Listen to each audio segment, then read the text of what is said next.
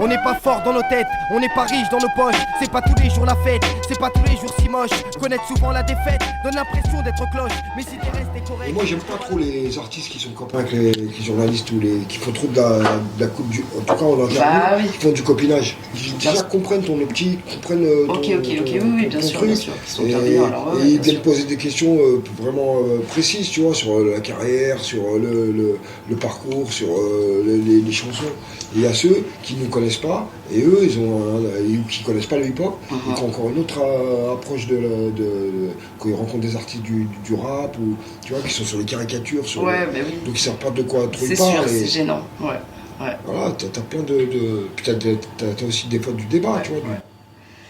Alors moi je vous dis, je suis née en 1991, 91 pour les bilingues, donc j'ai à peu près l'âge de, je pense, quand vous avez commencé le rap, c'est ça, je crois. Oh, un peu plus tard, un peu plus tard. 95, 96, tu vois. Donc, si je dis des bêtises ou si je n'ai pas, je suis pas, bien sûr, n'hésitez surtout pas, avec grand plaisir, exactement. Et moi, je me base pas spécialement sur un historique quelconque. Je suis pas le genre de personne qui recherchait des choses sur vos personnalités ou quoi que ce soit.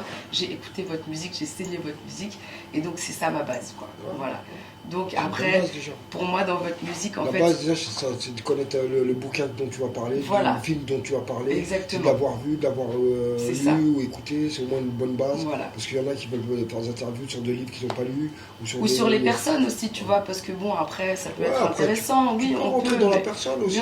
Bien sûr, mais on n'est pas... Voilà, je suis pas une journaliste people, quoi. Non, mais tu peux rentrer dans... Tu sais, on a des parcours de vie. Donc, bien sûr, mais oui, non, mais évidemment. L'échantillon, il est très large des sujets. Je fais une chanson, ça dit, je parle de la vie, de l'amour, de la mort, de ci, de ça, on parle de tout. De la religion, de l'argent, du sexe, on n'a aucun tabou. On n'a pas peur. Je parle trop, je parle seul, je parle peu, je parle à Dieu, moi je parle d'amour. Mais c'est mieux quand on parle à deux. Je parle comme j'écris, car de ma fille, je suis l'auteur. Je parle du bas, quand les mots ne sont pas à la hauteur. Je parle de toi, je parle de toi, je parle de vous. Moi je parle de tout, et je parle aussi avec les fous. Je parle de rue, je parle de face, et plus de risque, moi je te parle. On a fait l'intro naturellement.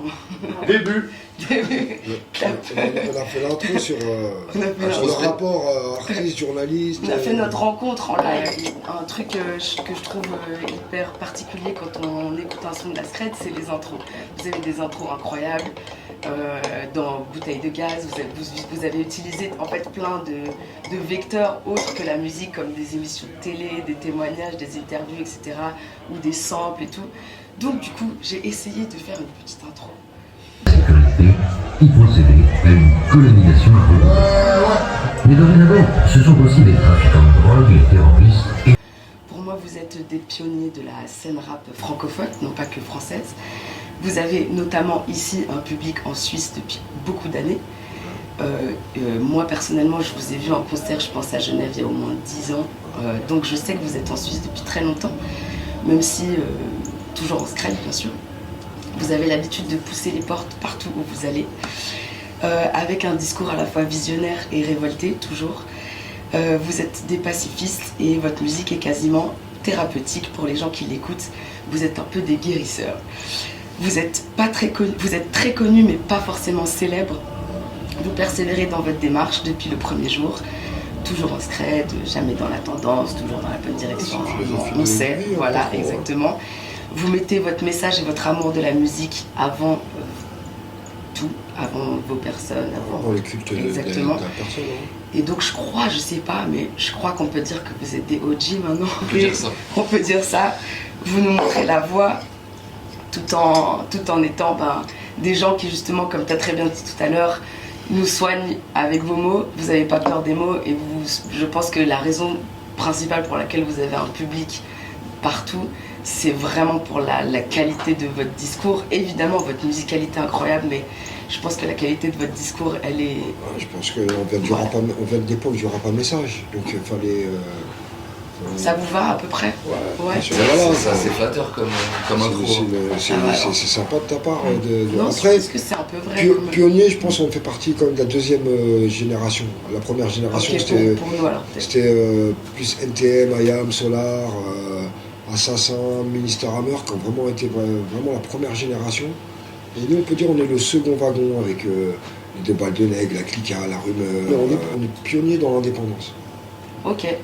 Voilà. Ouais, oui, c'est vrai, c'est vrai. Dans le fait de faire ses disques soi-même, faire son street marketing, dans ces choses-là, on fait partie de cette flotte de la première génération. La génération avant nous, elle est signée en maison de disques, elle est déposée des maquettes à l'entrée des Ils ont commencé quoi, voilà. ils ont découvert. Ils ont été tous signés en maison de disques. Et nous, on est vraiment arrivé avec la génération qui a appris à faire ses vinyles, à poser sur la génération des mixtapes. Son merchandising, ses Voilà. t-shirts. Eux, il n'y avait pas encore les mixtapes, il n'y avait pas encore tout ça. Nous, on est arrivé vraiment avec ça. Avec ça.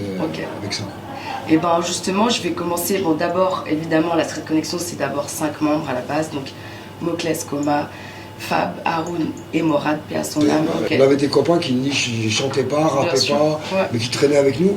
Et ces gens-là, on les a intégrés. Ils travaillaient quoi. On les a intégrés avec nous toujours à faire quelque chose, tu vois. Ok.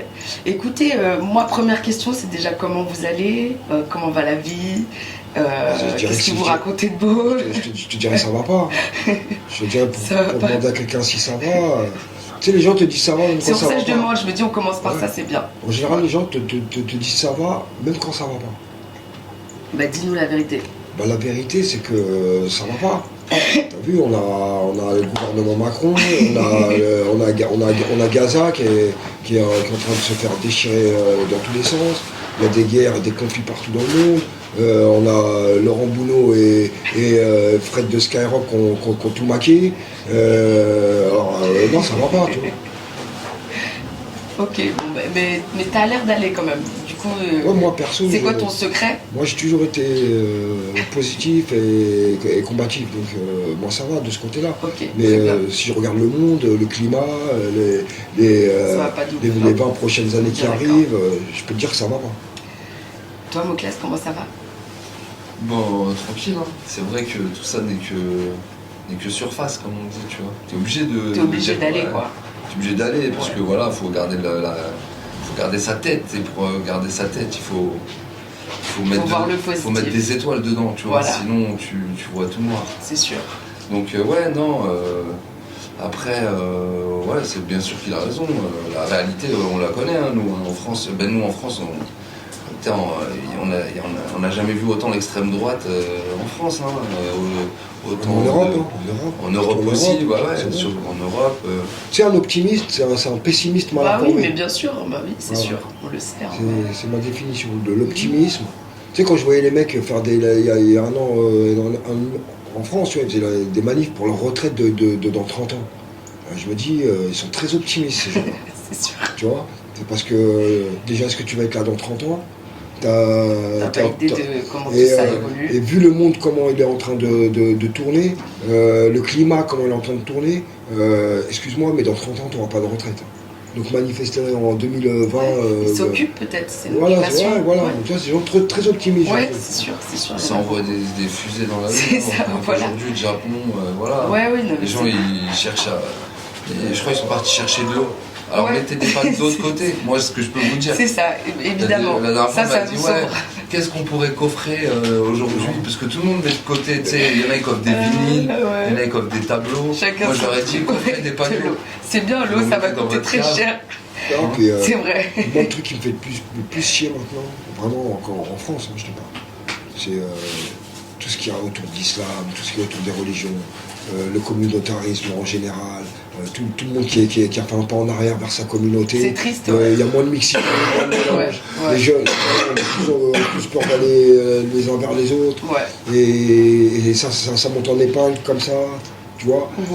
Et même la Suisse, avant, qui était plutôt pisse à ce niveau-là. Bien sûr, mais c'est l'Europe, comme tu as très bien dit tout à l'heure, il y a quelque chose... Et c'est vraiment ce truc-là, tu vois, tous les migrants qui arrivent, tu sais, moi, quand les gens me disent ouais, je pars en vacances cet été, nager en Italie, ouais, je vais en Méditerranée, j'amène mes enfants, tu sais, je leur dis, est-ce que t'emmènerais tes enfants dormir dans un cimetière? C'est pas tous les jours, je connais tout pour la vérité, dans la pression de son cloche, les cigarettes, t'es correct, t'auras la pluie, t'es proche, car un homme qui reste honnête, on a envie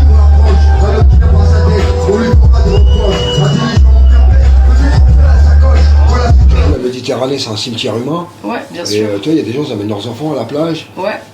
Alors ouais, tu vois pas que c'est un cimetière parce que c'est une étendue Tu choisis tellement de vaste. regarder où tu veux. Hein. Voilà, c'est l'étendue. Mais si ça faisait que 5 km sur 5 km, tu verrais plein de corps. Et je t'assure, t'amènerais c'est tes enfants là-bas. Moi, je suis d'origine tunisienne, ils ont repêché plein de corps sur bien une île sûr. qui s'appelle Kerkena. Ouais. Il y a plein de corps de... Ouais. Donc ouais, t'as vu, nous on n'est pas touchés, impactés parce qu'on habite Oui, dans les oui, villes, bien on est sûr. dans les gens des villes, on voit pas tout ça. On va acheter notre bouffe dans les magasins, on sait pas tout. Mais je t'assure que c'est réel. Hein. Que 80% du monde va mal. C'était exactement une question que j'allais vous poser parce que c'est quand même assez hallucinant. À chaque fois qu'on écoute un son de la Scred, on a l'impression que c'est applicable à la réalité d'aujourd'hui, 2024, et le son il date de, je sais pas moi, 2000, de, je sais pas, il y a 20 ans ou il y a 10 ans. Et vous parlez de toutes ces questions-là, en fait. Vous parlez de violences policières, vous parlez de problématiques d'immigration, vous parlez de manigances politiques, et toutes les histoires qui sont sorties ces dernières années, ou les violences policières, tous les trucs qui se sont médiatisés ces dernières années. Comment est-ce que vous vivez un truc où vous avez l'impression de... Ouais, c'est un éternel recommencement. Oui, en fait, tu c'est ça. regardes Palestine-Gaza. Ouais, aujourd'hui, voilà, t'as une guerre, mais elle était continuelle. Elle était moins médiatique, elle est médiatique par à-coup. Ouais, et, c'est vrai. Après, les problèmes climatiques, c'est pareil. On en a eu des avalanches avant, bon, il y en a certes plus. Le problème est récurrent, la bavure, elle existe depuis belle lurette aussi.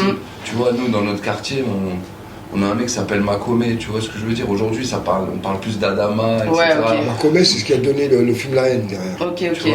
Donc, ouais, on a connu tous ces trucs-là, et pour nous, ce n'est que répétition. C'est la suite, en fait, de la même histoire. Quoi. Nous, on est pas visionnaires, c'est que la société n'évolue pas tellement. Non, mais c'est une perception, en fait, parce que les gens... Le progrès évolue, on a Internet, on a des téléphones, on a l'impression que... c'est ça. C'est juste que c'est les gens qui sont plus informés sur ce genre de... ou plus sensibilisés ou politisés. Ils sont plus informés, mais ils sont moins politisés, ils sont moins sensibles aux causes. Ils mettent des carrés noirs sur Instagram. Je vais te dire un truc, quand tu vas dans un restaurant à Paris, t'as l'impression que t'es dans un bâtonnet grillé de 1700, tu vois. Ça n'a pas changé, quoi. Tu vas dans tu vas en bas, tu verras qu'à la plonge, c'est des noirs, c'est des pakistanais, c'est toujours les mêmes qui sont exploités. Tu vas dans n'importe quel square, tu verras que les nounous, c'est des noirs. T'as l'impression que tu es dans le Mississippi dans les années 50, tu vois. La mentalité, elle n'a pas trop évolué, en fait. Non, mais bien sûr. La mentalité colonialiste, paternaliste. Toute cette mentalité n'a pas tellement avancé en fait, vis-à-vis de nous. Non, mais vis-à-vis de nous, mais après, vis-à-vis des migrants, elle est restée parce que tu vois toute la politique, tu vois, par exemple en France, ils voulaient enlever les soins à tous les sans-papiers, etc. Ben voilà, il y a des trucs qui révèlent, le système politique tel qu'il est. Il y a même de la régression. Bien sûr, mais c'est vrai, il y a de la régression. J'ai grandi dans les années 90, 2000, etc. On a grandi avec la globalisation, l'ouverture, ensuite Internet. Donc on s'imaginait finalement un monde qui allait devenir un peu genre ce monde métis où tout le monde s'accepte. Et là aujourd'hui c'est... tout le monde s'est repli, les Catalans veulent être indépendants, l'autre ils veulent être indépendants, tout le monde s'est les régions, parce que les gens ils n'ont pas envie de tous manger du McDo, ils n'ont pas envie de tous avoir des iPhones et boire du Coca, et ils s'aperçoivent que finalement c'est pas ça la solution. Et que les gens ils avaient tous une particularité, ils avaient tous des langues, ils avaient tous, et qu'ils ont envie de les conserver. Bien sûr. Et que là ils essaient de faire un peu disparaître tout ça pour uniformiser le tout, tu vois. Mais justement ces mouvements, l'extrémisme avec lequel il se passe, est-ce que vous déplorez ça ou vous trouvez ça normal et humain finalement? Parce que ce que tu dis c'est humain, bien sûr on a vécu une globalisation un peu extrême qui est venue nous remettre en question dans nos identités locales, respectives, etc. Mais je trouve que les gens réagissent de façon très fermée, très violente. Mais parce que c'est la société individuelle aujourd'hui. Tu sais, quand on met dans la tête d'un petit jeune qu'il faut faire de l'argent, lui-même il sait même pas pourquoi, qu'il faut porter des marques pour exister. Donc on forge des gens qui sont individuels, qui pensent qu'à eux, que en fait le malheur des autres ne les importe peu. Tu me comprends? Et ça, ça crée des profils des sociétés qui sont différents. C'est sûr. Tu vois, moins de gens. J'en suis sûr, dans les années à venir, il y aura beaucoup moins de gens qui vont aller faire du bénévolat, trucs, donner d'eux-mêmes, sauver les animaux. Maintenant, c'est devenu un peu genre, mais Toi, t'as t'es rien à faire danseuse. ta vie. Toi, t'es oui. danseuse, tu m'as Ouais. dit. La danse avant, ça se dansait comment? À deux? Ah bah oui, non, Ça mais se bien dansait à sûr. deux, ça se dansait Mais à même deux, ça se la dansait danse. en cercle, ça En se cercle, dansait en bien groupe. sûr Aujourd'hui, maintenant. les gens dansent seuls. Un rapide hommage à Morad, donc un membre Merci, du groupe merci, Secret merci, Connexion merci qui de nous a penser. quittés il n'y a pas longtemps, paix à son âme. Moi, c'est un rappeur que j'adore. Il y a plein de sons que je me suis amusée vraiment à lire en fait ses textes parce que pour moi, il a une écriture vraiment incroyable, une façon de se placer sur la musique que je pense dont seul lui a le secret. C'est plus littéraire de nous. Ouais, exactement. Et je pense aussi que c'est même pas un rappeur, je pense que c'est vraiment un ovni un peu dans le rap au final. C'est un auteur, c'est un vrai auteur. Oui, exactement. Donc une petite citation que j'adore. Je suis désolée, je vais essayer avec cette voix, mais voilà, on est là, on va aller jusqu'au bout. J'enquête sur ma disparition, redoute la normalité, opte pour la discrétion tant ma vie est en danger. J'ai à ma disposition un arsenal. Quand je combats la médiocrité, je combats le mal. Ça, c'est important. Comment combattez-vous la médiocrité? Bah, tu la combats. Par la culture, tu la Ouais. combats par justement. Pour moi, de toute façon, nous, la résistance, elle est artistique. Et on combat, par. La remise en question aussi, c'est important. Tu sais, d'être trop sûr de soi, c'est pas non plus une bonne chose. Tu sais, faut savoir aussi se remettre en question, se reformuler aussi peut-être des phrases, revenir en arrière. Oui, savoir revenir en arrière ça c'est. Ouais. dans tes erreurs. Puis voilà, la médiocrité, on nous la vend tous les jours. Tu as vu le niveau général a baissé. Tu regardes des films, par rapport à des films d'avant. Oh, on est sur du fast food. Ouais, la médiocrité, Voilà, c'est taper c'est- sur le plus faible, par Ouais, exemple. exactement, Tu vois, c'est c'est ça. facile. Voilà, ça, c'est médiocre. Tu vois, exactement. après, tu peux définir comme tu veux. Ouais, non, mais c'est ça, la Ouais. médiocrité, elle est aussi bien humaine que économique, Voilà. que Et nous, politique. on a bien décidé sûr. par les idées, par les mots, et justement en donnant de l'importance à ces choses-là, de combattre par la médiocrité, la culture, de se renseigner sur le passé, et pas regarder que devant, aussi s'informer. Voilà, Vous êtes investi dans d'autres types de projets, types de causes. et transmettre. Oui, bien sûr, c'est vrai. Je sais que vous travaillez aussi quand même beaucoup avec des artistes plus jeunes. Ouais. Ouais. Et à part la musique, dans vos vies, bon après je pense que quand même vous êtes dédié à la musique principalement, j'imagine. Ben non, on fait Non, d'autres On a choses. un magasin qui s'appelle Secret Boutique, et tous les jours on forme des stagiaires, on crée de l'emploi dans notre quartier avec ce projet de boutique. Sur le terrain. C'est-à-dire, tu sais, on vient d'un quartier, Barbès, la Goutte d'Or, et créer une activité dans des quartiers difficiles où il y a beaucoup de chômage, où il y a beaucoup de. C'est du social. Voilà, nous, à notre niveau, je pense que c'était une suite logique de ce qu'on a pu raconter. On disait des choses, et la boutique nous a permis de le faire. Tu vois. Ouais, il y a une certaine, on va dire, Trop bien. harmonie, on va dire, entre ce qu'on fait aujourd'hui. C'est vrai, ça nous va bien. Ça fait pas trop éloigné, tu vois. Ouais, bien sûr, faut que Je ça vais pas reste. cracher, c'est facile. La médiocrité, c'est ce que je voulais dire, par exemple. Cracher sur des gens qui, j'allais dire, ouais, il y en a, ils font des fast-food, tu vois. Non, alors que c'est pas vrai. C'est bien, même si tu fais ton fast-food, c'est bien. oui. Changer les choses dans nos quartiers, dans les endroits où ça va pas, bah, c'est de créer de l'emploi. Pour moi, c'est la. C'est vrai, c'est ça, de donner une occupation aux gens, de leur donner Non, mais en plus, la nous, motivation, des trucs intéressants. Non, mais surtout, nous, on vient pas de milieu aisé. Oui, Donc bah, pour bien nous, sûr. s'en sortir, c'est un truc qui est en nous. Exactement, Tu vois, essayer de faire de l'argent pour essayer de faire des choses, ben ça, c'est un truc C'est qu'on du fait depuis quotidien. Voilà, depuis qu'on est petit. Voilà, et puis Bien pareil, sûr. on reçoit les stagiaires, l'école de la seconde chance, voilà, nous, on a ouvert la porte aux gens.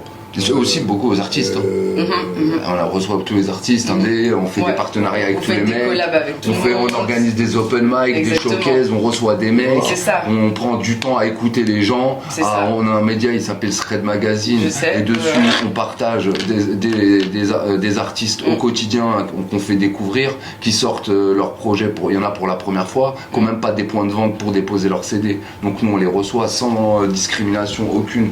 On t'aime bien, j'aime bien. Non, tout le monde a le droit d'exister. Après, t'aimes ou t'aimes pas, la Secret Boutique, c'est pas fait pour.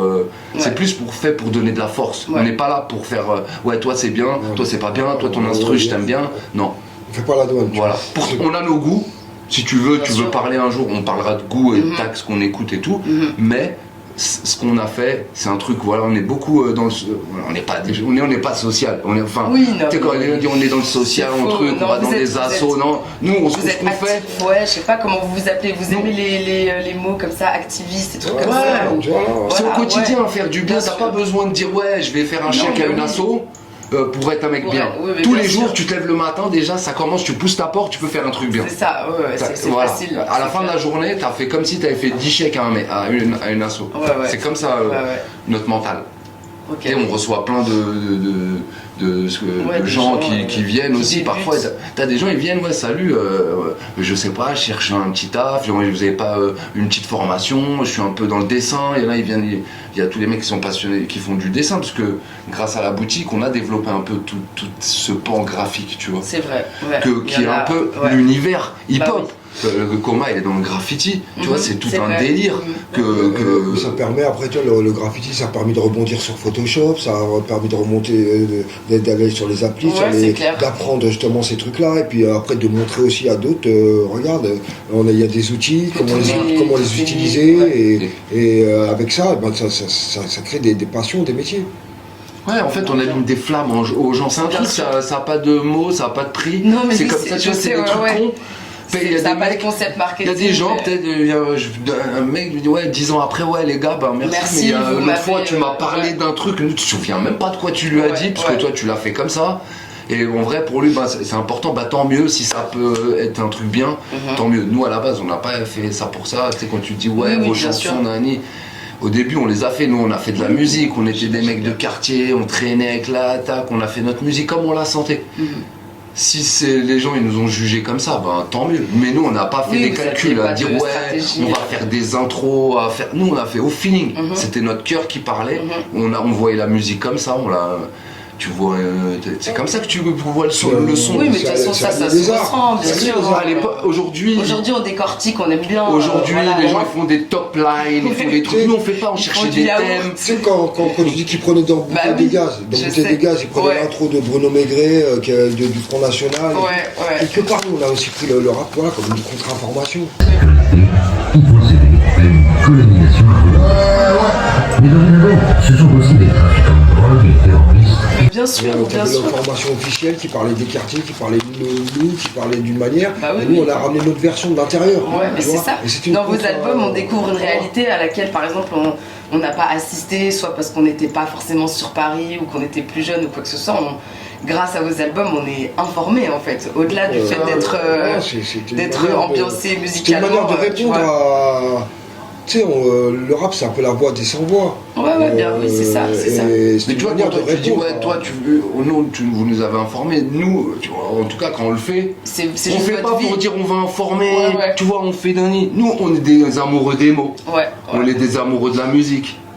Et on est des mecs, on veut s'en sortir, on vient d'en bas, et ça fait un mélange, et ça fait la straight connexion. Et nous, on vient d'une génération où nos parents ne savaient pas lire et écrire. Bien sûr. Donc, pour eux, c'était important pour nous que, quand même, on aille à l'école, qu'on fasse des trucs. Et l'école, c'était pas forcément notre format. Mais ça ne veut pas dire qu'on était des teubés, qu'on n'avait rien à dire. On avait des choses à dire, on voulait les dire. Le cadre de l'éducation nationale ne le permettait pas, parce que quand tu voulais parler des colonisations... Sur l'instru, c'est ton étendard qui crame. On fait couper la France.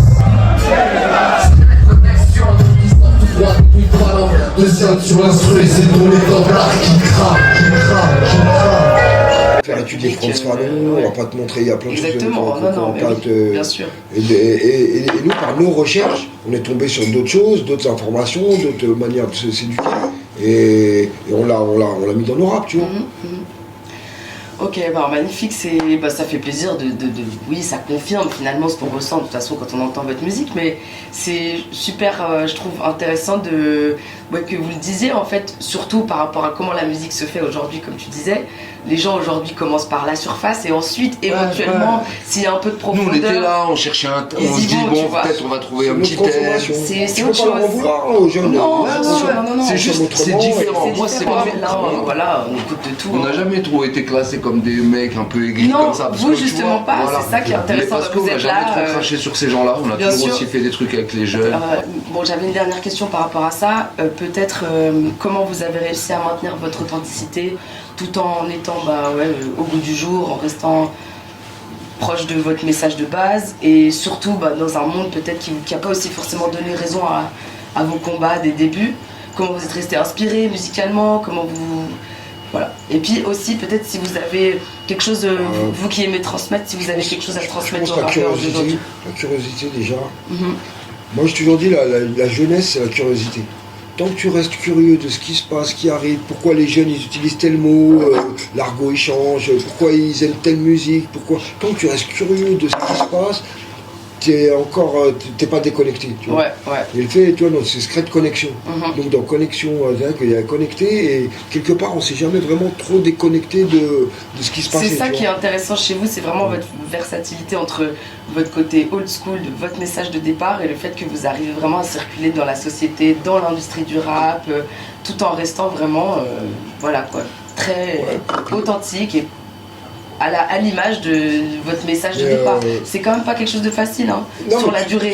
Les Américains l'ont très bien fait. Oui, c'est pas faux. Ils ont fait Where, ils ont fait machin. Mais nous, en France, c'est plus rare quand même. Ouais, voilà, donc... Alors on a cet entrepreneuriat un peu à l'américaine, de toujours chercher des idées neuves, des idées nouvelles et de les appliquer, de les mettre en place, de se trouver les moyens pour les faire. Et en même temps, de pas cracher sur ce qui est arrivé. Oui, de pas devenir... T'es pas éternel. Bien sûr. Tu laisses ta place. Tu dois évoluer avec... Et il faut l'accepter. Et les jeunes qui arrivent, faut se dire que comme à ton époque, il y aura des bons, il y aura des mauvais. Chaque génération donnera ses bons. Et essayer... Est-ce que vous aurez un conseil pour cette génération? Un message, un truc peut-être que vous avez vécu vous mais même si c'est pas le même contexte, évidemment, aujourd'hui, il y a Internet, etc. De respecter les anciens, de se dire que si tout ce qu'il y a aujourd'hui, il y a des mecs des gens dans le passé qui ont mis des coups de coude pour qu'on y arrive, et que à eux aussi derrière d'être un peu plus solidaires. Tu vois, nous à l'époque on faisait des morceaux comme On se trompe contre les lois racistes ou des compilations où tous les rappeurs se retrouvaient pour parler quand il y avait sur le droit au logement ou sur des différents thèmes. Et là il y a un peu moins ça. Quand il y a des aujourd'hui là, par exemple Gaza, les rappeurs n'ont pas fait la réunion de rappeurs à faire des morceaux. Il n'y a pas de compil Free Palestine. Ou sur Adama, où t'as pas eu comme un 11-30 contre les lois racistes qui est sorti à l'époque. Donc chacun mène son petit combat de son côté et ça manque un peu de solidarité entre les gens, tu vois. Dernière question et puis après on arrête. Moins de compétition. Moins de compétition et de comparaison, exactement.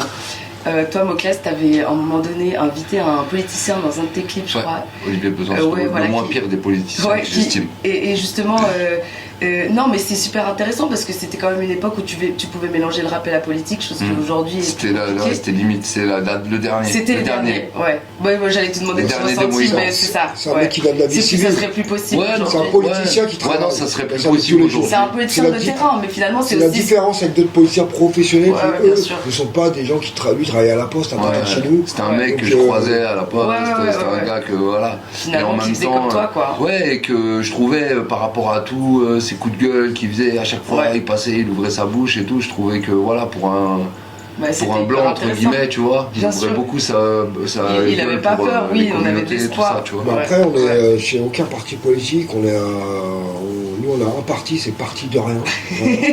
Tu vois, comme notre chanson. C'est vrai que Coma il a des bonnes blagues. Coma, toi t'as beaucoup d'humour en vrai. On sait pas, mais. Et tu sais, tous les rappeurs ils ont de l'humour. Le problème c'est que dans leur rap, rap, on dirait qu'il n'existe plus. Oui, parce qu'il faut se prendre au sérieux, tout ça. Vous avez des talents cachés, toi c'est le graffiti et l'humour du coup aussi. Toi, je sais pas. Acteur, politique, non, rap, le business un peu. Ouais, ok.